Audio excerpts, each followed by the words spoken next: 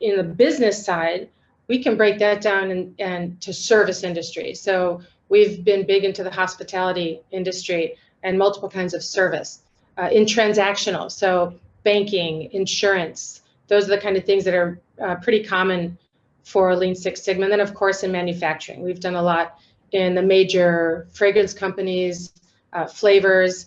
We had a big company now, we're involved in cannabis packaging, cannabis farmers in the legal states, of course. But that's been a whole new experience as well, because that kind of falls into its whole own category.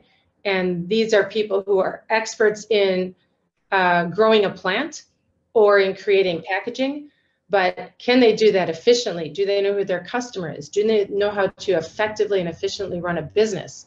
Can they grow employees? Do they know how to create a work environment that's a joy to be in?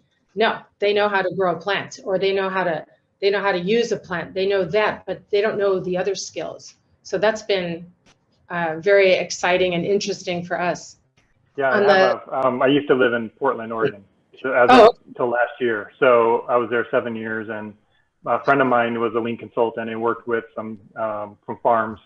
And he just was trying to describe to me some of the challenges they have, and the data and the transparency and the traceability of all their, every plant basically had to been documented and controlled and monitored where it went, and just the regulatory piece of it. He said it was just a huge piece, from a non-value added perspective, to the state it was important, but for the growers and the farms and the distributors, it just seemed like so unnecessary and excessive.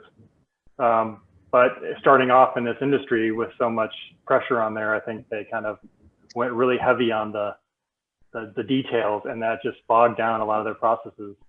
Well, you know what? The interesting thing and the most unique thing about the cannabis industry is that, and I know this is a little bit of a tangent, but it's a cool topic. And it's interesting when you have, it's not that often that you get something that's totally different that you can't relate to. Well, you have a whole group of experts who have been forced to work in the black market, and they're experts at that. But when they have to work in the legitimate market with true regulations and all kinds of constraints, they don't know how to structure a legal business, scale it to grow, and do all the things and jump through all the regulatory hoops that they have to. So to them, it does all feel unnecessary.